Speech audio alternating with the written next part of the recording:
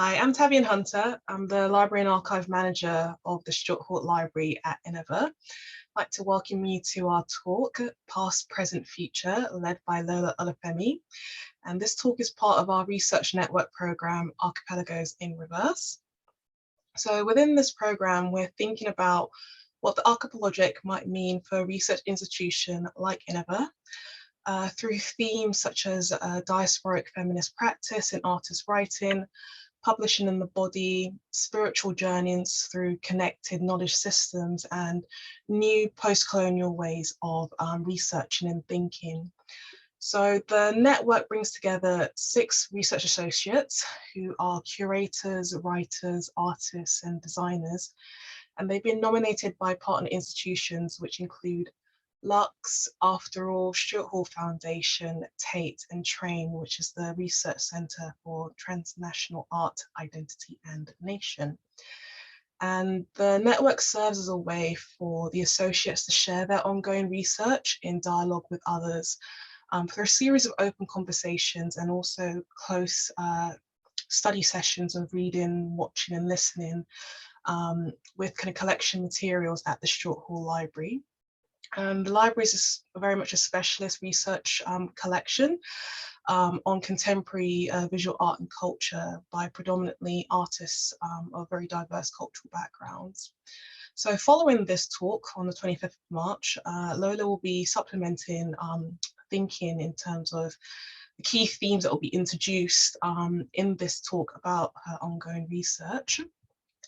So before I actually hand over, I would like to kind of introduce Lola by reading her biography. So Lola Olufemi is a Black feminist writer and Stuart Hall Foundation researcher from London, based in the Centre for Research and Education in Art and Media at the University of Westminster. Her work focuses on the uses of the feminist imagination and its relationship to cultural production, political demand and futurity. She's the author of Feminism Interrupted, Disrupting Power, published by Pluto Press in 2020. Experiments in Imagining Otherwise, published by Hajar Press in 2021, and a member of Bare Minimum, an interdisciplinary anti-work arts collective.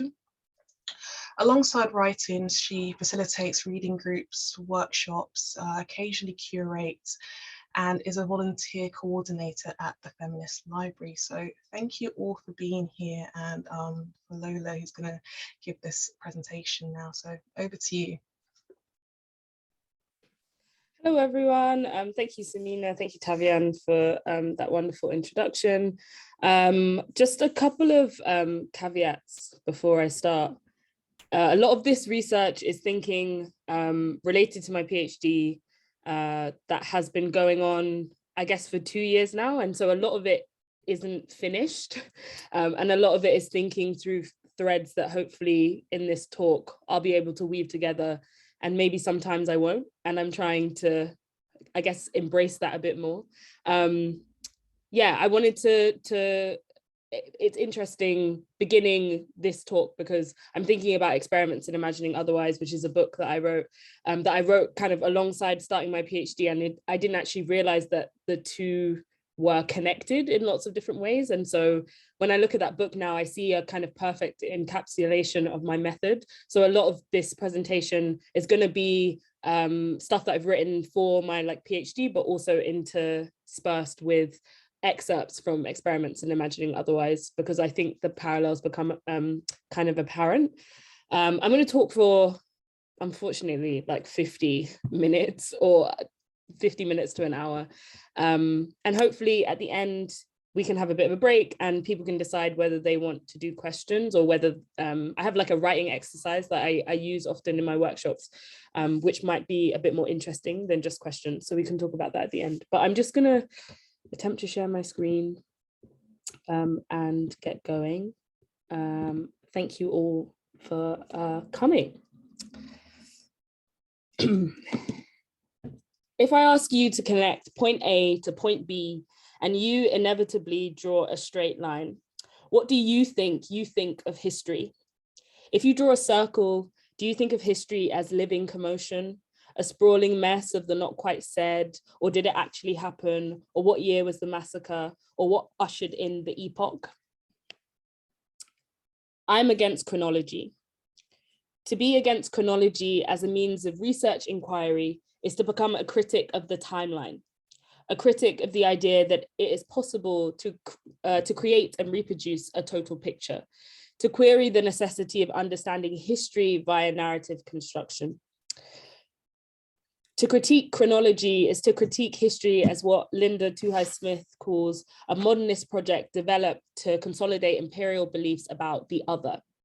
This is the starting point for my research, I think. I understand historical inquiry to be founded on an authorized account of events, an account which emerges through engagement with archival material, through the narratives of progress that are constructed by those with power. And here I understand power to appear in the relation between the governing structures that organize human life and the ability of those with authority, granted or otherwise, to impress and reinforce those structures on large groups of the human population. Hartman calls the official archive that contains scraps of the lives of enslaved women, quote, a death sentence, a tomb, a display of a violated body, an inventory of property, a medical treatise on gonorrhea, a few lines about a whore's life, an asterisk in the grand narrative of history, end quote.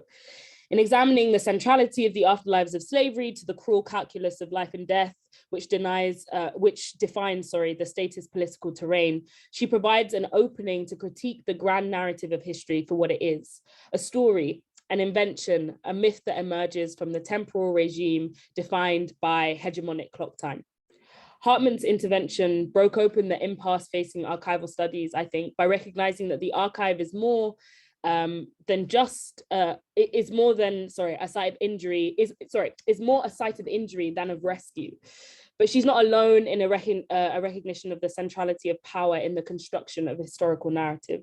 When Marx and Engels write, quote, that the history of all hitherto existing society is the history of class struggles, end quote, they indicate that the battle for ownership over one's labor, as they understand it, the dignity of one's life and relations, is a product of a dispute over the recorded events that constitute history.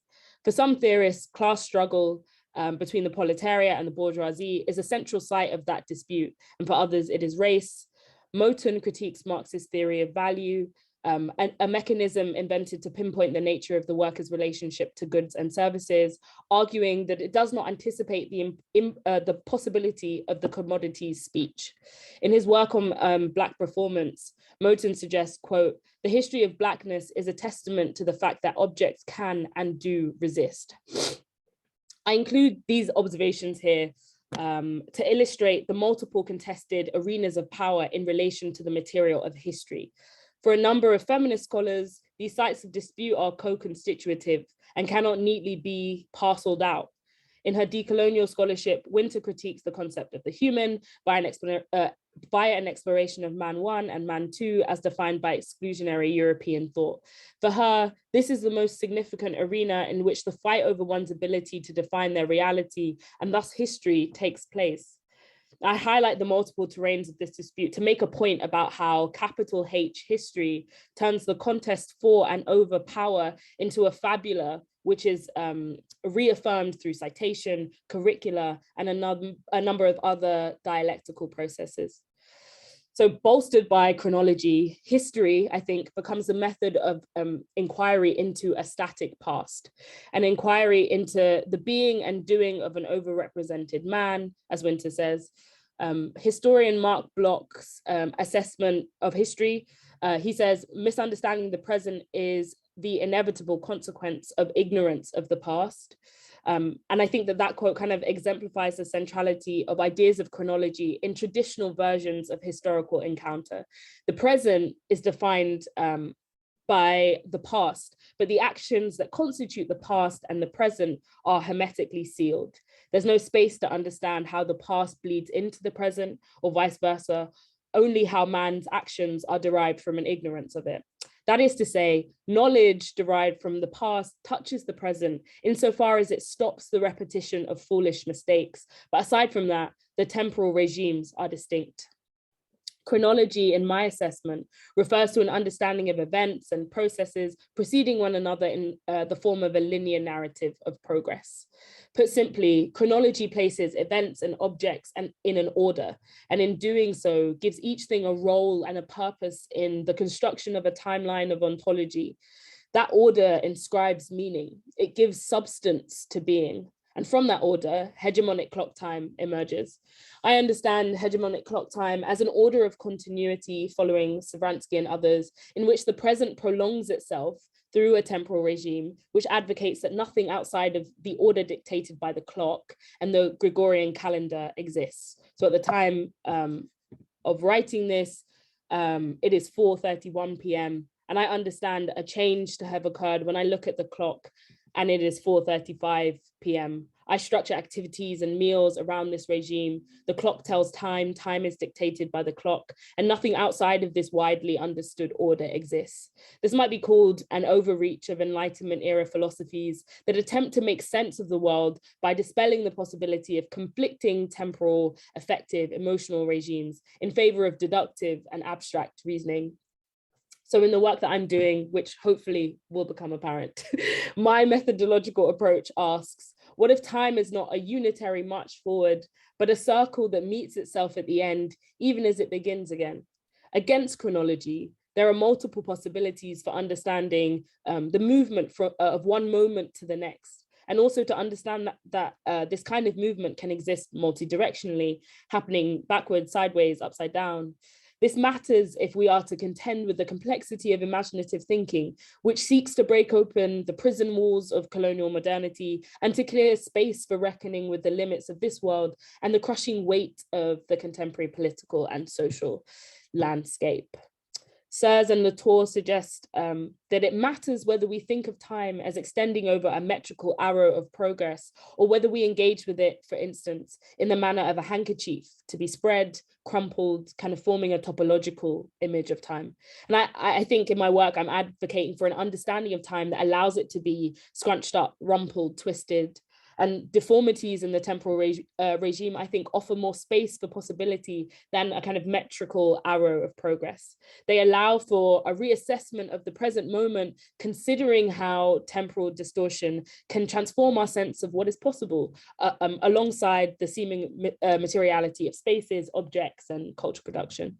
So underpinning my research then is a commitment to a topological frame.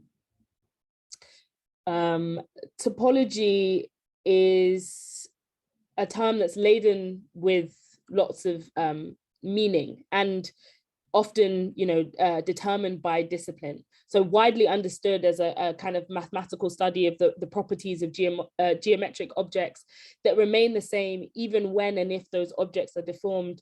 Topology has been used as a method of critical appraisal to understand mapping, networks, and space. So instead of merely assessing the discourses on space or the framing effect of spaces, Rob Shields argues that the critical topology of space seeks to ask how different formations or orders of spacing might coexist and not succeed but modify or warp each other. He cites Morissette to argue that topology is, quote, the primary intellectual operation capable of revealing the modalities of surfaces, volumes, boundaries, holds, and above all, the notion of inside and outside. So spatial topology, is an understanding that within the context of a social field, there are social, political, and geographic organizations of particular networks. Not to be mistaken for topography, which refers to geographic arrangements of natural and/or artificial features in an area. Topology provides an interesting starting point for thinking about the problem of time and the methods that researchers can use to assess the cultural products and objects that emerge from the archive. So if topology is a warping, then what is being warped? Following Deleuze, I understand hegemonic clock time to be a core part of what he calls the diagram, which put simply is a kind of field of relation of power that precedes oppressive governing structures.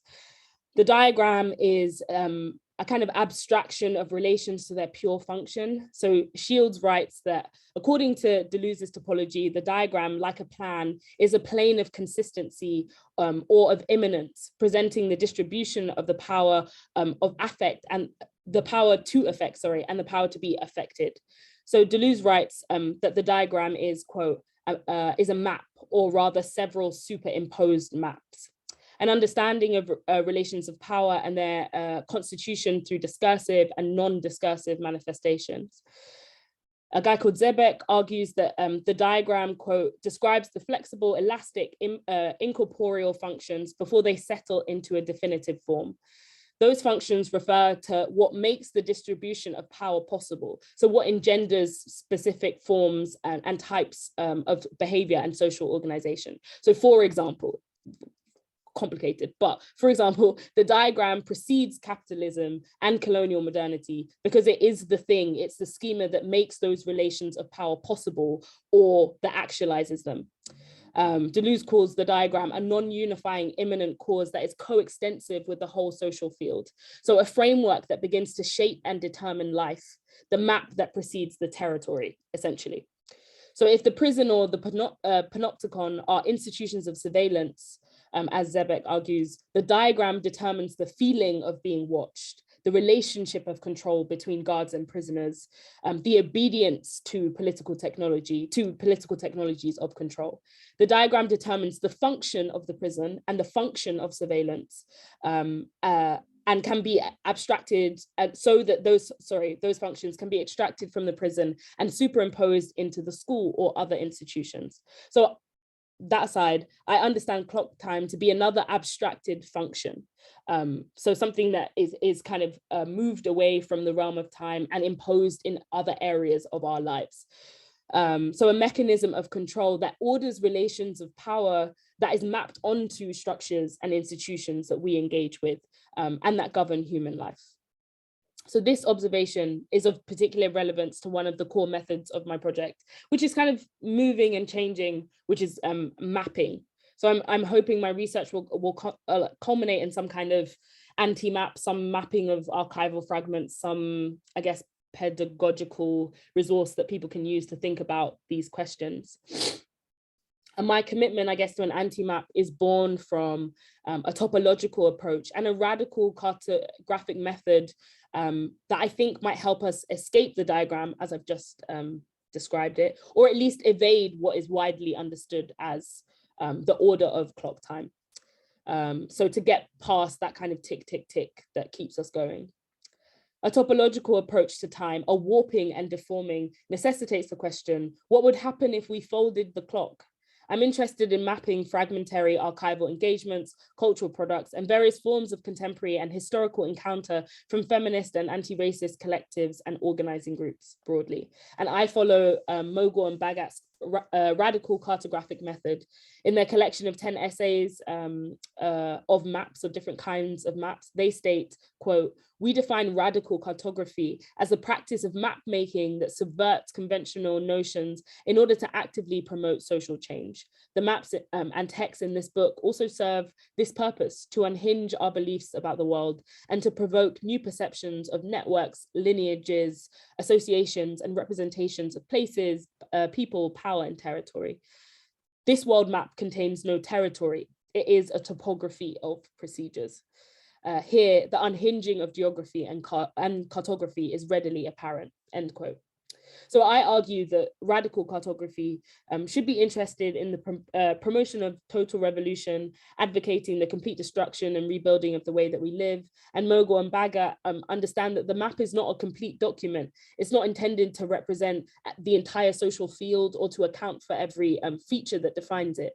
In showcasing maps that choose instead to plot the linkages between oppressive structures, to subvert state surveillance and so on, the authors provide a grounding for a kind of anti-map, a map against the atlas, a map that refuses to imagine that it is possible to account for the world. I'm interested in this approach primarily because it shows how maps can make visible the same machineries of exploitation and oppressive structures that they attempt to define through kind of spatial accounts. So Mogul and Bagat's cartographic approach rejects the objective purpose of mapping in order to showcase where power is located. It might also be utilized to expose kind of rigid temporal orderings. And I guess in my own work, I'm trying to create a map that looks nothing like a map at all. And so this has been quite interesting to engage with. So extending this approach, I'm interested in mapping processes that do not favor a kind of omniscient narration of spatial landscapes. Beyond just identifying power relations, I want to think of a map as a kind of performative gesture or a pedagogical invitation, I guess, that recognizes that the map makes what it intends to name. The next question to ask then is, what's the purpose of performative maps, and what work do they do? How might they work towards, how might they be used towards more radical and liberatory ends? The purpose of this investigation is to, I guess, loosen my attachment to the map as a singular object that looks a specific way or tells us a specific kind of information, and is produced at arm's length, and to focus on the process of mapping as connected to relation, which is a core part of what I'm trying to do, and hopefully we'll see more of. Subjective experience and temporal disorientation. That is to say, I'm more interested in mapping as an ongoing process than a production of a final product that one might be able to point to and call a map. So if the end result of my research seems fragmentary and non-linear, scattered and various, that's the point. Then I guess it succeeded in resisting the historical desire to place events in a discrete timeline in which their substance and the kind of ripple effects are contained and traceable. So my own research or mapping practice, I'm using that term kind of loosely now as my ideas are changing, hinges on the desire, not for plotting, but for tracing connections. As I said before, my anti-map will be topological, stripped to its barest parts, unruly in its understanding of time and chronology. But following Glissant, I want to use kind of trace thought to go around dominant paradigms and to demonstrate how the anti-map disrupts time. If time unfolds inwards, outwards, and in multiple directions at once, the attempt to create a map representative of the world is akin to bolstering the grand narrative of history. In attempting to evade history, my aim is to produce a map that is nothing like a map at all, but rather a record of traces that makes connections between the past, present, future, the present, future, past, and the future, past, present. I want to demonstrate how the three temporal regimes encroach on one another. So to tell the story of the past means to tell the story of the present, which is already where the future resides. And Glissant writes, quote, that trace thought enables us to move away from the strangulations of the system. It thus refutes the extremes of possession. It cracks open the absolute of time.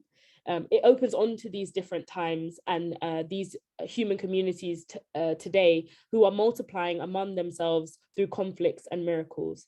It is the violent wandering of shared thought. In doing away with possession, I also wish to do away with the notion that it's possible or even feasible to tell a complete story or to set right archival wrongs by battling erasure. The archive is always already an exercise in erasure in my mind, and my desire is not to add to the grand narrative of history by filling in its gaps. I wish to distort the narrative, to stretch and expand the social field in which we live via a methodological approach that eschews the authorized account of events in favor of a kind of featherlight and playful tracing of cultural production, experience, and encounter. So this is just some thoughts that I had about the imagination. I'm just going to take. Said, in common parlance, the imagination is understood as the process of conjuring that which does not exist presently or subjectively. To imagine then is to conjure an idea or a feeling or a thought or sensory or affective response that was not present before the act of conjuring it began. I think the imagination calls us to understand and embrace, I don't know, insert your political genealogy here, whether you're a feminist or otherwise, to embrace that as a project of resistance without a determinable end. Do not underestimate its relationship to the material. If we take imaginative potential seriously, we can properly articulate a politics of principled refusal, a politics committed to the expulsion of misery, a politics that is not politics, a schema that eschews persuasion, compromise, sacrifice, the trap of practicality. Repeat after me, our freedom is not a policy popularity competition. Revolutionary movements, I think, require a teleological pool from which to draw on, and the imagination is that teleological pool. It not only creates liberatory drives and desires, it sustains, justifies, and legitimizes them. It undoes entire epistemes, clearing space for the as yet unseen. Though the demand for something else, some otherwise, can never fully be realized in the realm of the discursive, it exists in other registers, I think. It can be felt, heard, touched, and tasted. The structural limits of this world restrict our ability to articulate all that the imagination is capable of conceiving. Do not forget this. The imagination carves out a site where the impetus for action is formed. And this is a key kind of idea in my research. It has many purposes, and in this regard, it enables resistant acts to take place by dismantling hegemonic ideas about what is permissible under current conditions. So by arguing that the imagination is central to the cultural production of revolutionary movements, I suggest that its primary role is to signal what could be. And what could be is a linguistic stand-in for a set of political, social, and cultural demands, strategic aims, revolutionary desires, hopes, and wishes. As such, it resists singular definition. It is an unwieldy phenomena, and its currency is chaos. That is, the future is not in front of us. It is everywhere simultaneously, multi-directional, variant, ontogenetic. We only have to turn around. Relational solidarities, even in their failure, are that tap on the shoulder that makes us turn. And when enacted, they demonstrate the plurality of the future present. We find our desires for new worlds in each other, I think. And understanding the imagination as a material substance can help us see through the impasse, help relinquish what is stagnant in order to shatter the many windows of the here and now. So broadly, my research attempts to make a case that the cultural production of radical organizing groups, feminist, anti-racist, and artistic formations are imbued with what I've called imaginative revolutionary potential, and that the terrain of the imaginative is a site where freedom dreams, utopias, material demands, prefigurative politics, and the future are formed. It locates cultural production as a marker of political demands, spatio-temporal disruption, and speech that demands to be acknowledged. It insists that the imagination has a variety of uses in this context. It breaks temporal regimes, it expands the realm of what is possible, and it makes these groups think and act and speak as if it were truly possible to transform material conditions. I understand the imagination, as I've said before, a teleological pool from which cultural producers, artists, and organizers draw on for a variety of purposes. Because of its kind of boundless scope, it is by nature theoretically elusive. And I think to define the imagination is to place a limit on its potential to shatter, change, and reshape meaning. And I want to resist this. I'm less interested in a firm definition of what constitutes imagining than the purpose and consequences of imaginative thinking and the purposes it serves in revolutionary movements and the material they produce. Strawson argues that the terms image, imagine, and imagination make up a diverse and scattered family, the members of which cannot be easily identified. And so rather than sketch out a history of imaginative thinking, I aim to pinpoint the exact location of what I have tentatively termed imaginative revolutionary potential. By this phrase, I guess I mean the process of the imagination in being utilized for revolutionary ends, when the imagination meets the seriousness of political demands for total transformation. The word potential here is intended to indicate the boundless, expansive nature of prospective and as yet unrealized futures. So that imaginative revolutionary potential speaks to the ever budding and ever generating capacity for us to meet the future in cultural objects.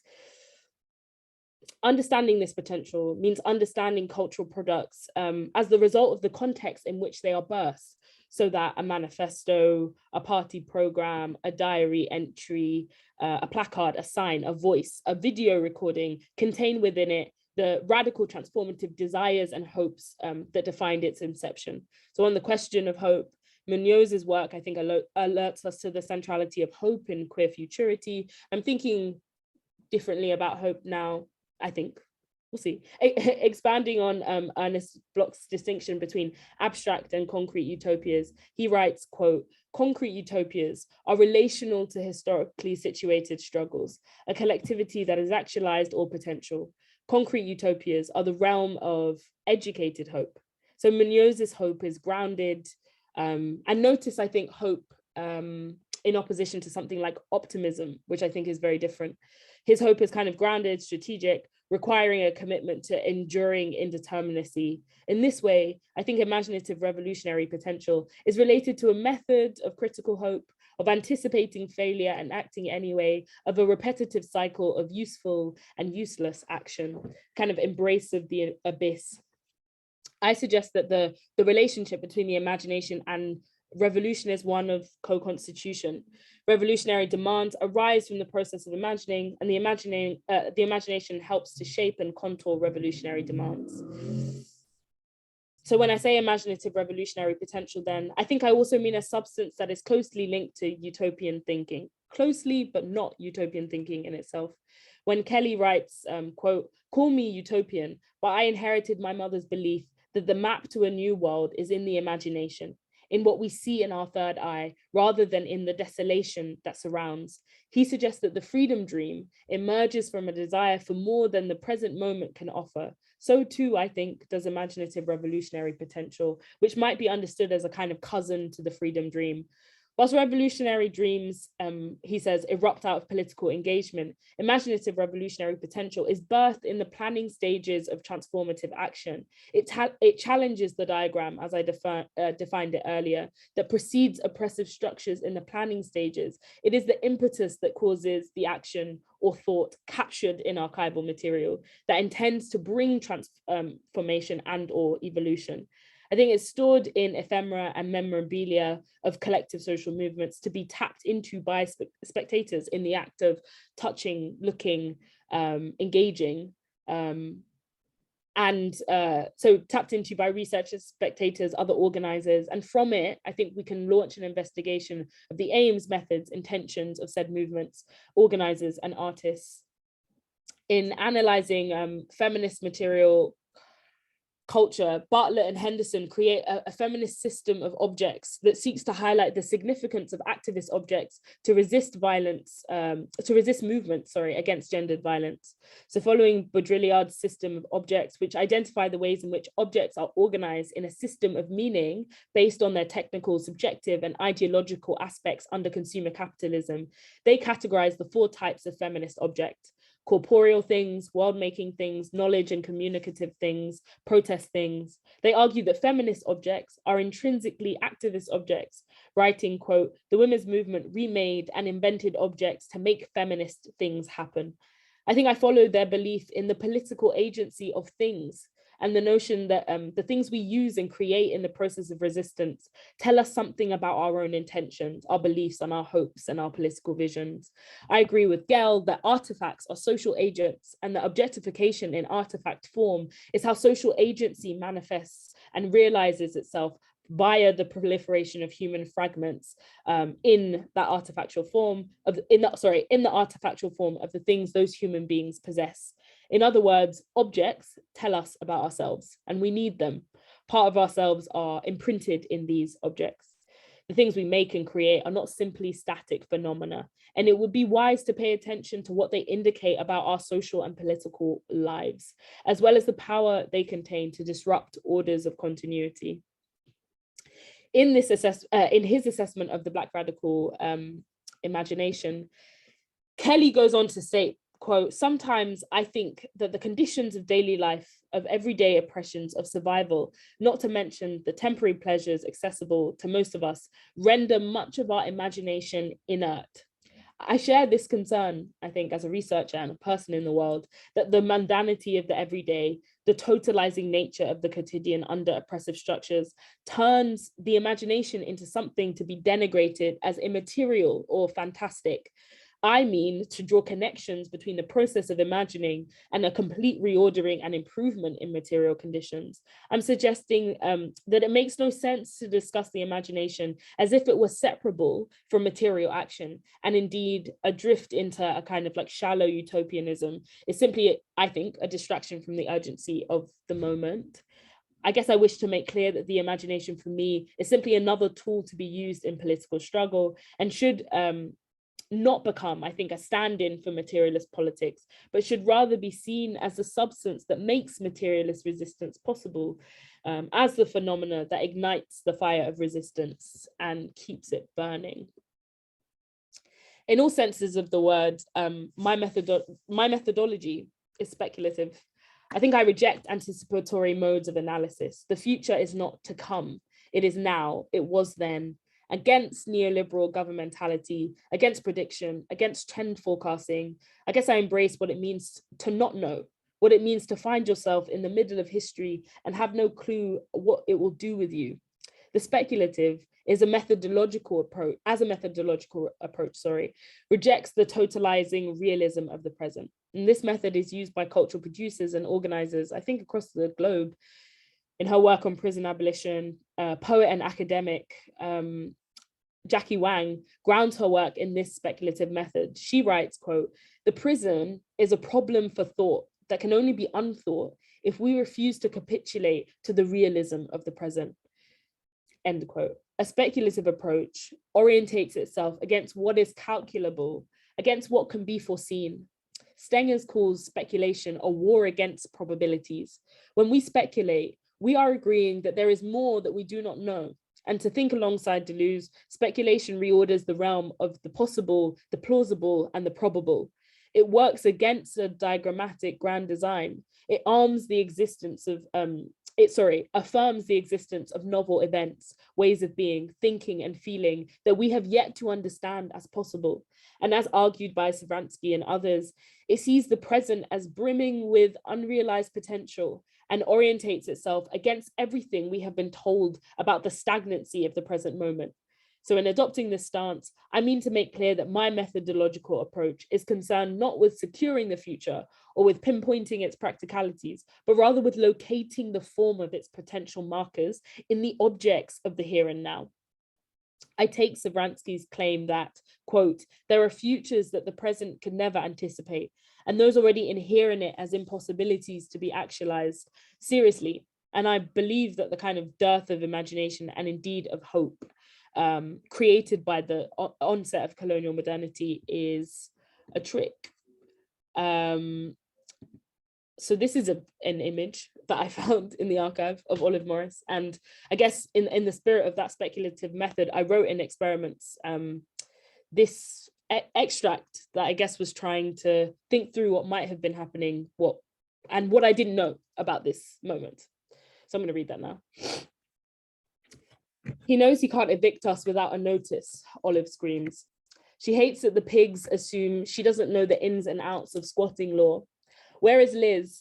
Why has she left her to deal with them on her own? Olive gets real close to the officer's face, makes sure she covers him with her saliva, just to show him that she is not afraid. That's one thing that they said in the meetings. Never let the pigs know that you fear them. If they know you fear them, then you are easier to kill. The police officer is giving her this smug look like he knows something she doesn't. It makes her stomach turn. They come by every week just to make sure that Olive and Liz know that they are being watched. They didn't treat the women's centre squatters like this. That level of contempt is always reserved for Black women and members of the Panthers. The white women just stand there looking on. Someone takes a photograph as the crowd gathers. It makes her feel a little safer. She knows that if anything happens to her, there will be witnesses. She wants to make the two of them feel small. She is convinced that the superiority conferred by the uniform is inseparable from these men's sense of self. They have chosen to aid the state in its project of dispossession. They have sworn allegiance to destitution, to watching the homeless suffer, to bullying and killing the working class.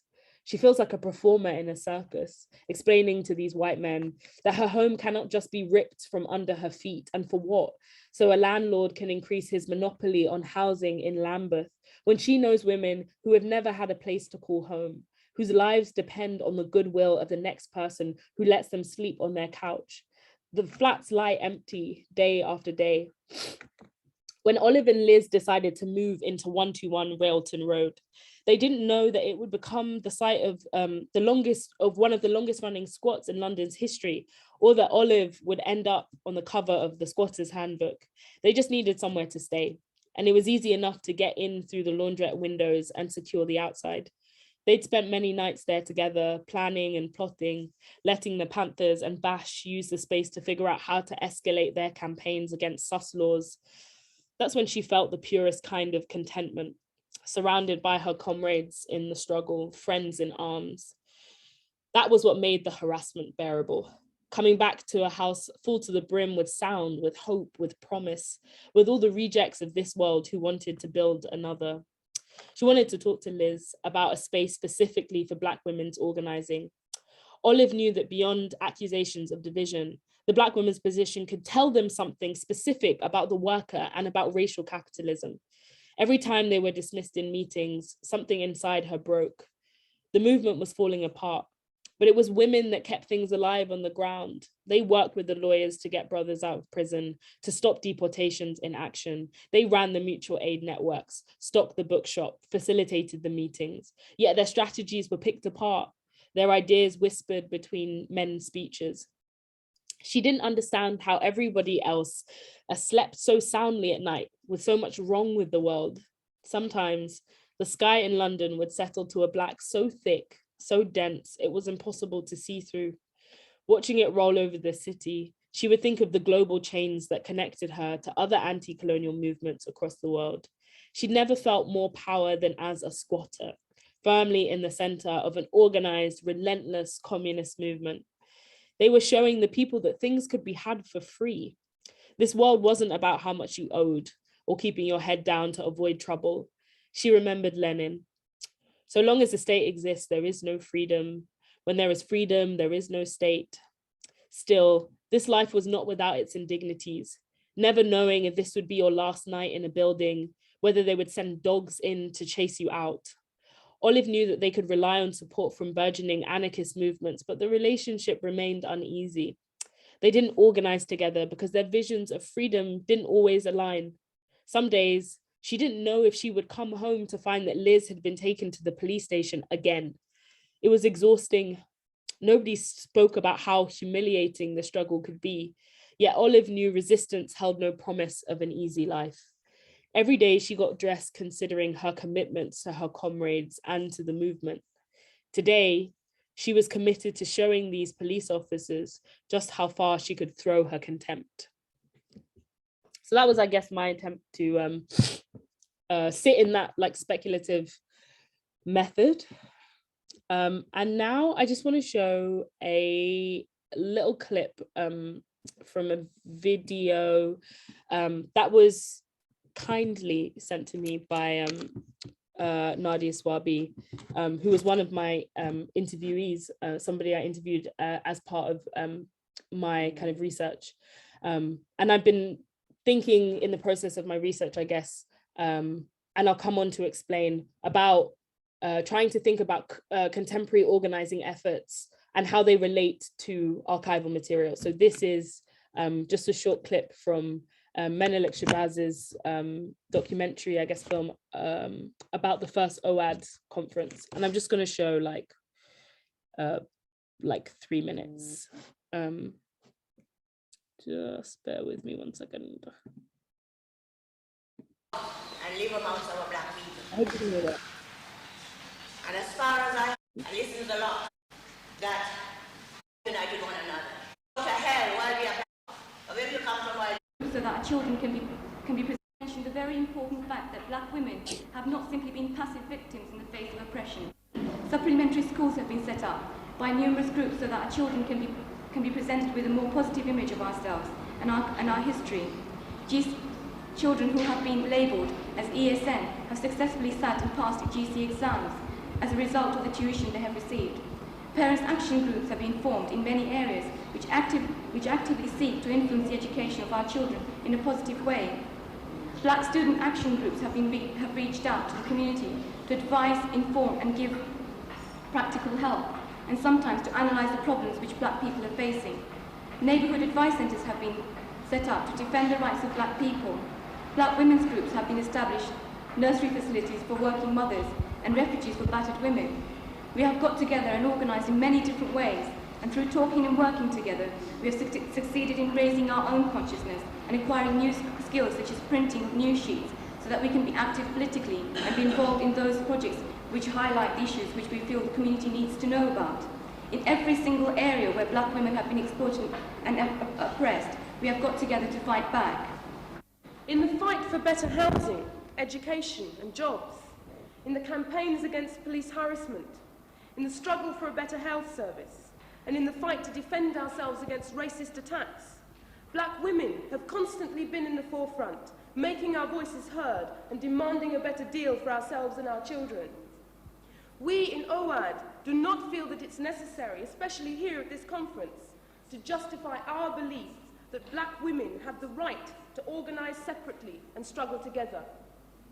Those who would argue that we are splitting the black struggle by getting together as women to deal with those issues which affect us should open their eyes. The very nature of our oppression, the very fact that it is racial and sexist and economic, makes it impossible for us to subscribe to the view that our men are solely responsible for the oppression we face. For us to concentrate on our oppression as women and to ignore the colour of our skins and our low economic status is a luxury we have never been able to afford. This does not mean that we don't recognise the sexism of our men, nor would we deny that they need educating. In fact, only by getting together like this and discussing the problems which we face in this respect will we ever be able to effectively change the attitudes of our menfolk. In the discussion we're about to have, I'll just stop there. Obviously, lots in there to kind of be unpicked. The use of political blackness. But I think what I find most interesting about archival material like this and going to the archive and engaging with material like this is the location of a specific kind of political determination and an insistence on collectivity, you know, a collectivity that can be critiqued at this moment, but I think needs to be thought about properly and extensively, because to me it's incredible. To move on, the sisters here. Let me just what's happening, sorry, bear with me.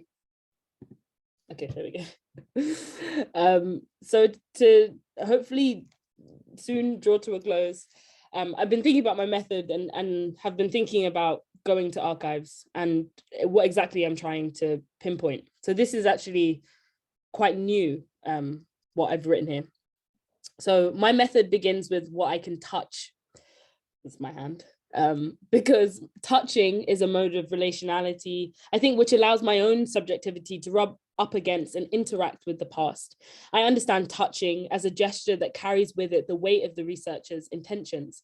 And in thinking through the scale of my method, my commitment to a topological frame means that every method is infused with a desire for deformity. And so to approach the archive as something capable of being scrunched, rumpled, and stretched in my hand first requires me to touch it, and to become tactile with material under the watchful eyes of institutional gatekeepers. All of the ways that this material is carefully guarded, the use of gloves and pencils and strict instruction to handle material with caution, all point to the supposed preciousness of it. So the tomb is well guarded. And in touching that material then, I guess I wish to inspire disorder by leaving remnants of the present on material from the past. I wish to isolate and analyze why the archive is capable of creating an emotional turn in those who engage with it. I think I'm concerned with the strange echoes of cultural objects and how those echoes become less abstract when we touch them. So Berlant writes, that their method seeks to, quote, to track the becoming general of singular things, and to give those things materiality by tracking their resonances across many scenes, including the ones made by nonverbal but still linguistic activities like gestures. End quote. If touching is a gesture, then I want to trace how that gesture can help us rethink the boundary temporalities that encase material and how we perceive it. So following Balant's interest in gestures, my preoccupation with touching material is about more than just the creation of a zone of contact. My own engagements with archival material, however ambivalent or however critical I am, I guess, of the archive as a site, have been marked by emotional responses that have stretched my capacity to conceive of what is possible. And so in visiting the archive, I've been continuously moved by how the act of physically holding protest posters, meeting notes, and photographs has shaped my ability to conceive of the political strategies needed to break through the current impasse in contemporary politics. So what spurs on my methodological interest in touch is the effect that said material can have on an individual's emotional landscape. I understand emotional landscapes not as subjectively experienced fields of emotion, but to borrow from Raymond Williams, as a facet of a structure of feeling which permeates the air and is created in the context of the gap between official discourses on policy and cultural production. So structures of feeling appear self-evident, but they define our engagement with unlivable conditions. Raymond leaves a space open for the emergence of resistant thoughts and actions, even under oppressive conditions, and so do I. And whilst I believe in Gramsci's notion of hegemony as a set of dominant structural orderings, my main research interest is in producing knowledge that helps usher in resistance that helps to usher resistant narratives and clear space for a set of resistant actions that in their performance break open new realms of possibility. Forms of knowledge connected to emotion have long been dismissed as either apolitical or not robust. But the history of feminist thought teaches us not only that subjectively experienced emotion, which comes to be organized into a specific set of affects, are not only critically important to political life, but also capable of constituting political action. And Audre Lorde writes, quote, "Our feelings and the honest exploration of them become sanctuaries and fortresses and spawning grounds for the most radical and daring of ideas, the house of difference so necessary to change, and the conceptualization of any meaningful action." End quote. This heretical call is often divorced from the material underpinnings of political demands. What we dream, desire, and long for is ideologically separate from what we do, enact, and build together. But Lorde calls our attention to the necessity of understanding the connection between feeling and the conceptualization of action. That is, what underpins this project is I guess an idea that action is impossible without a heretical and or libertary desire for a different set of social relations. And I argue that those desires emerge via emotional engagement and relational processes that might be accessed via archival material. Rather than inspire optimism about political futures, engagement with this material has shored up my own political determination. So instead of banishing this experience to the realm of my own subjectivity, I'm interested in how researchers, scholars, artists, grassroots organizers manufacture political determination via the cultural objects they create for themselves and others. If, as Herman and Chomsky argue, it is possible to manufacture consent, I'm interested in how one manufactures a materialist political determination that moves around the discourses of stasis that plague contemporary politics. There is always a danger here of, as I've said, drifting into utopianism.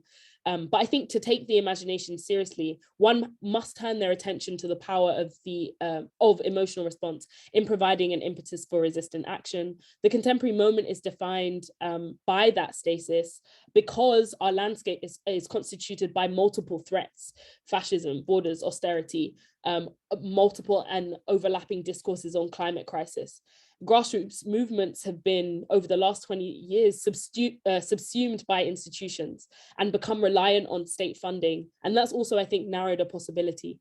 So in the UK, some have argued that maybe our imaginative capacities are kind of numbed beyond repair. But I guess my intention in providing this context is to demonstrate how imaginative revolutionary potential exists and can be generated in the relation of archival objects to one another. So to touch archival material, to enact a gesture that seeks to scatter the dividing lines between past, present, and future, is to unlock an emotional capacity that brings that which does not previously exist into being.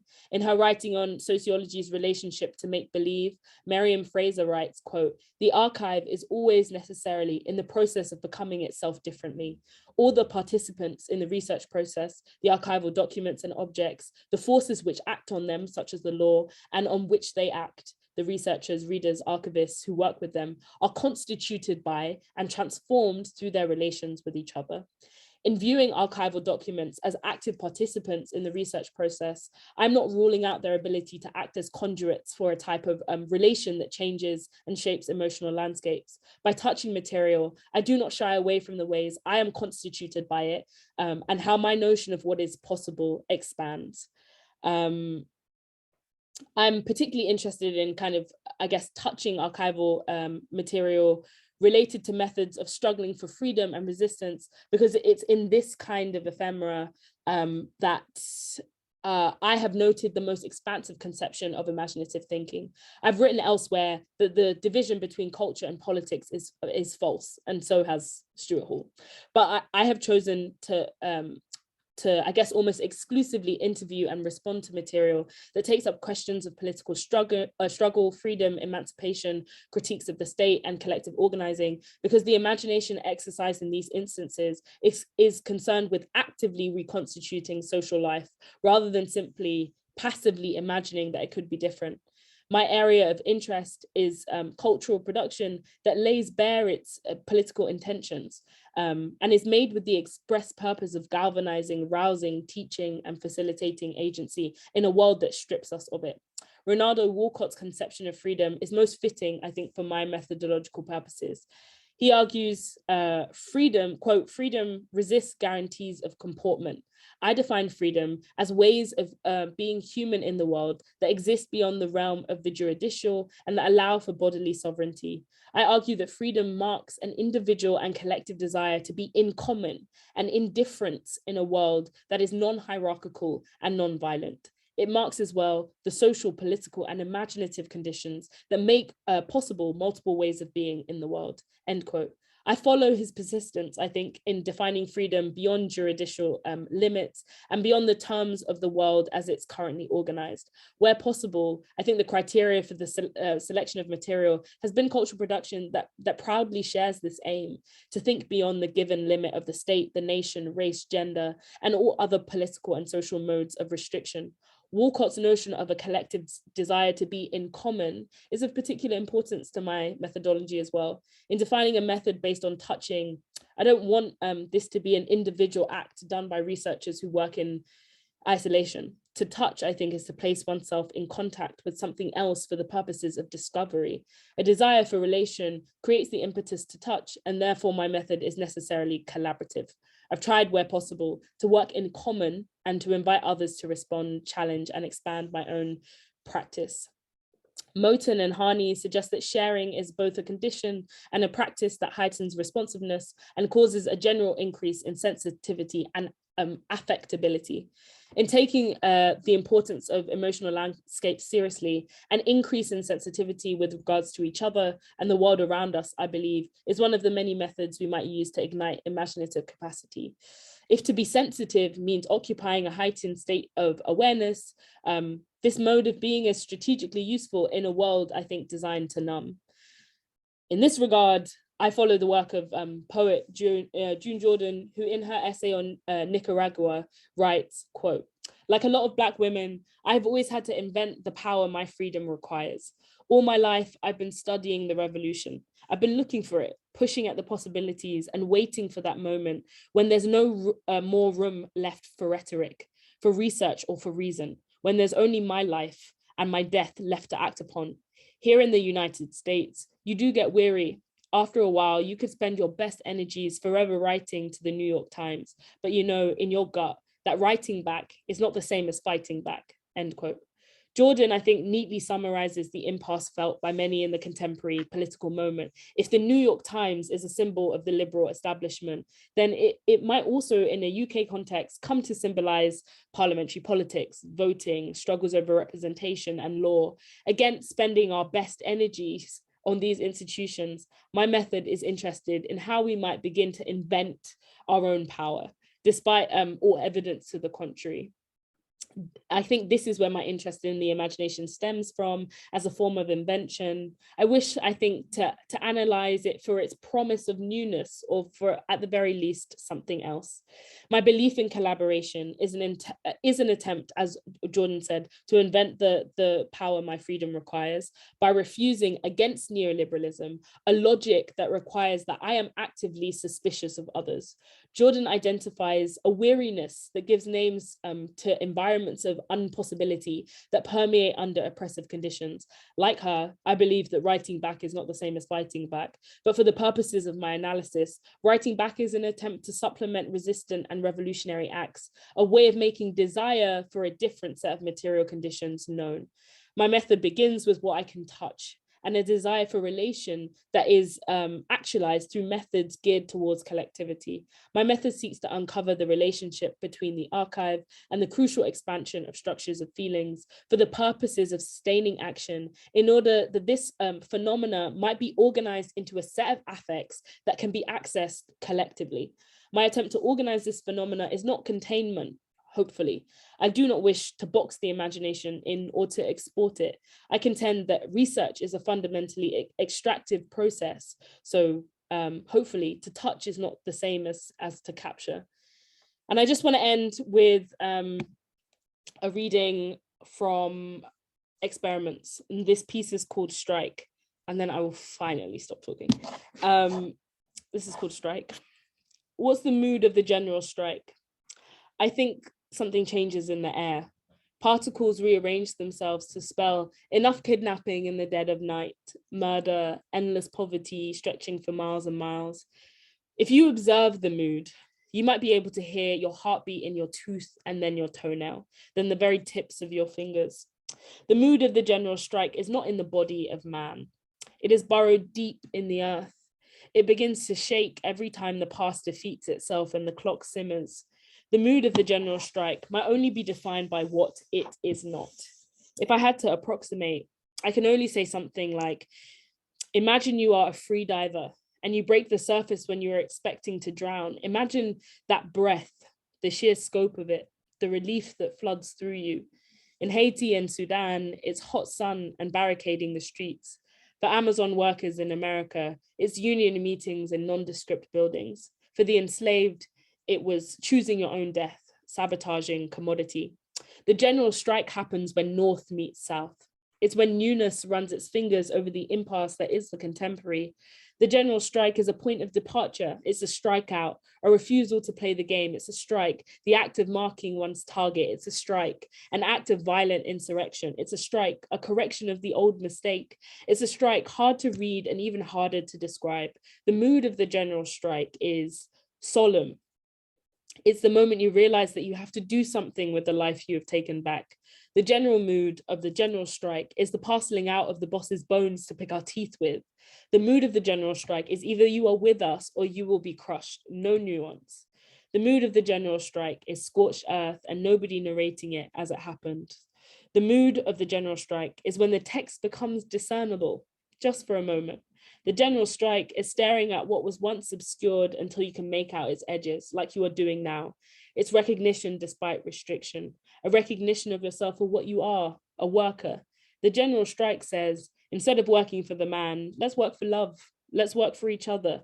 Let's work so nobody ever has to work again. Let's work for song and for dance. Let's work in service of pleasure. Let's work and work and work. So finally, we can talk about something other than work. What's the color of the general strike? Well, to know that, you have to know the color of the future. That's easy. A mix of every color currently imaginable, but mostly that color that is the absence of light. You know the one. Thank you so much for bearing with me.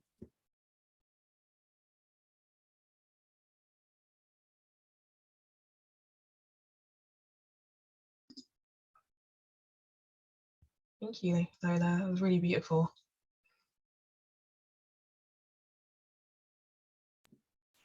Oh, thank you so much.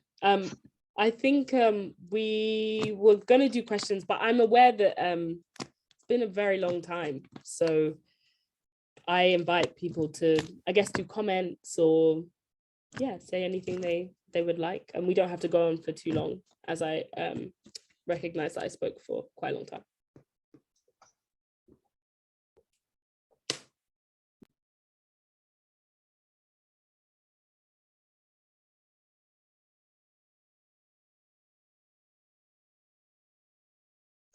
Thank you for all the comments that's coming in the chat.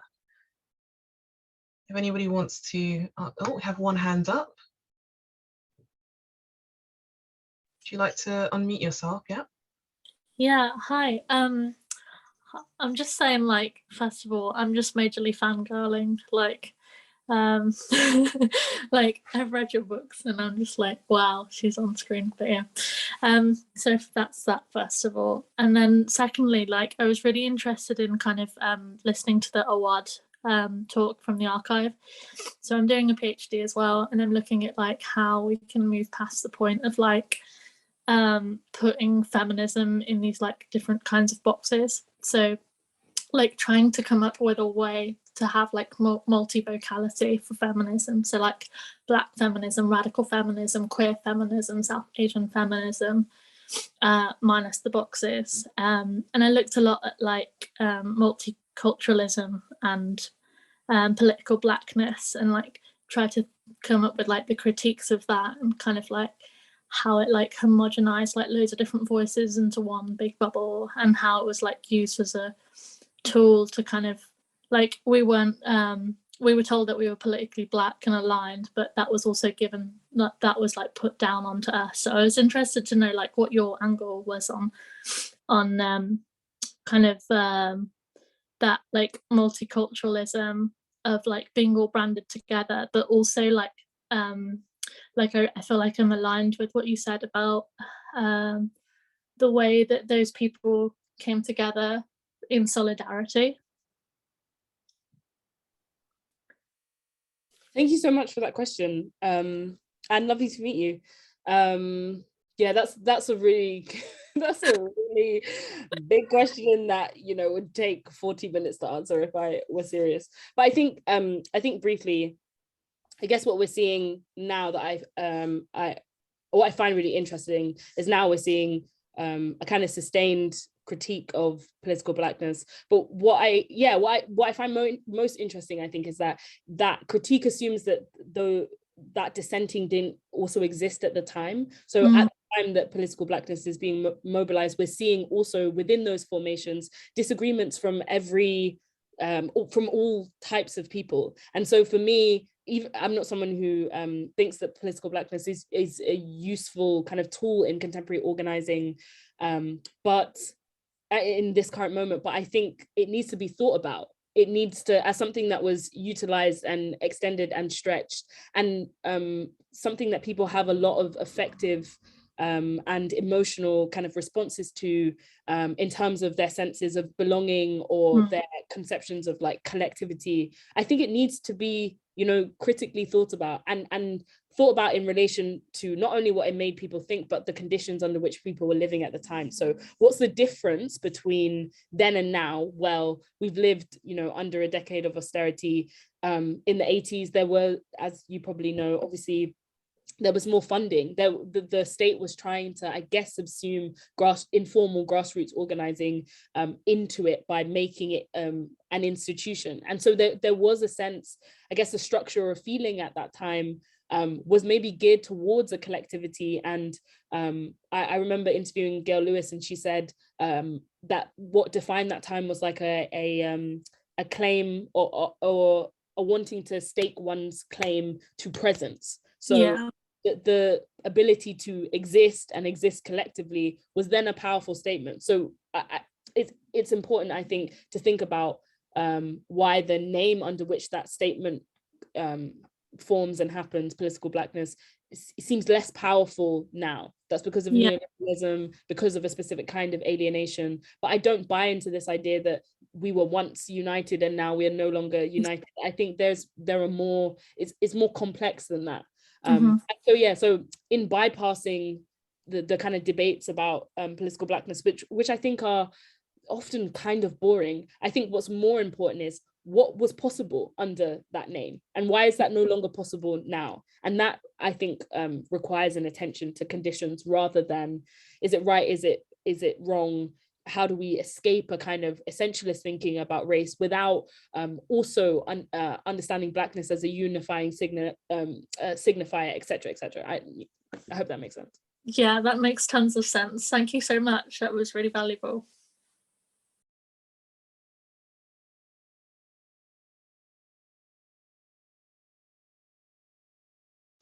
Is there? Yeah, there's one more question, I think from Rose. She says, amazing to hear you speak and to say thank you very much. I wonder, have you started visualization or enacting the anti-maps, and what forms are they taking if so? Thank you so much, Rose. This is an excellent question. One that I don't yet have an answer to. And so the kind of first half of the presentation was what I wrote last year. And I think a lot of my thinking has kind of shifted and changed.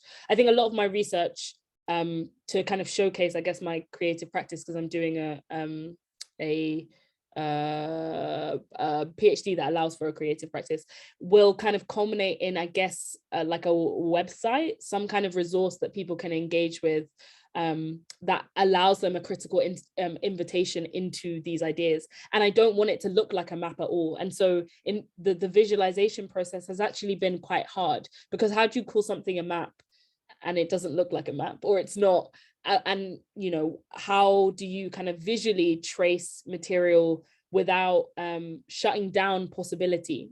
And so obviously I know that there are limits of, you know, the visual, there are limits of what you can do on a website. And so I'm trying to, in all the different corners of my work, I think, define them as part of the map making process. So speculative writing is part of a map making process. You know, any dialogic experience that I have, so interviews, they're part of also a map making process. Engaging with and touching this archival material, they're also part of the map making process. And maybe they won't all neatly align with each other visually, but I guess it gives the research hopefully more dimensions, so that when I read, I'm unlocking a dimension there, and when they're engaging online, there's also something there, I guess. I hope that answers your question. Yeah, thanks so much. Yeah, fascinating. I can't wait to see. Also, I ordered your book as you were speaking, Lola. Oh. Yeah. Thanks so much today. Thank you. I don't know if you actually have an answer for this, but I am wondering when your your PhD is coming to an end, like when this will be available to the public, essentially, in some way, potentially. And my supervisor both asked me that exact question. I think it's not done at least for another like year and a half.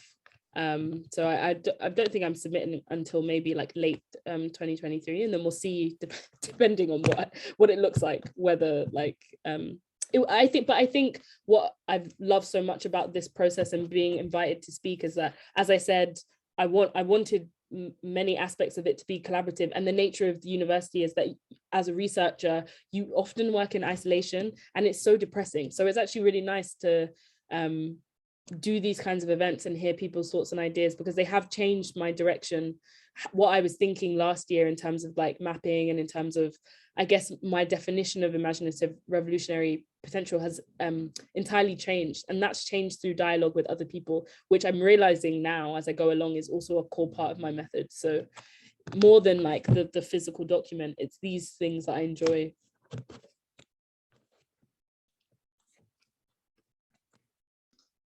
Thank you. And we've popped here your the link to your the book also in the chat if anyone's interested. I'll add the other one as well.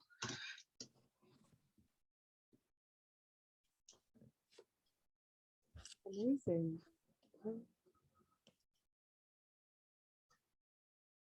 do you still want to do that writing exercise, or? I'm not sure. I think maybe everyone's tired. Yeah, probably everyone's nodding behind their blank screens, but that's fine. I think it's nice to make things succinct, and I don't think we have to like stretch it. I'm happy to answer questions and hear kind of comments, but if everyone's done, then I too can be finished. Yeah, do you want to say a little bit then about the reading group that's coming up on the 25th? So I guess to supplement some of the ideas in that I've just kind of talked about, we're having a reading group on the 25th, and it takes its name from that quote in June Jordan's essay about going to Nicaragua, about how writing back is not the same as fighting back. And I hope, and I guess what I'm aiming or what I'm wanting us to do is to read through some of this archival material, and also to read poems. And I guess we can do the writing exercise there, actually, maybe do some free writing. That might be nice. So please come along to that if you were interested in anything I said today. Thank you. Yeah, so tickets are available still for the reading group. So I hope we'll see some of you there as well. But I think, yeah, we've come to the end of this presentation. Thank you so much, Lola, and for everybody else for being here tonight. Thank you so much. And thank you everyone for coming and sitting through it. I know it's tough. I'm gonna stop the recording now.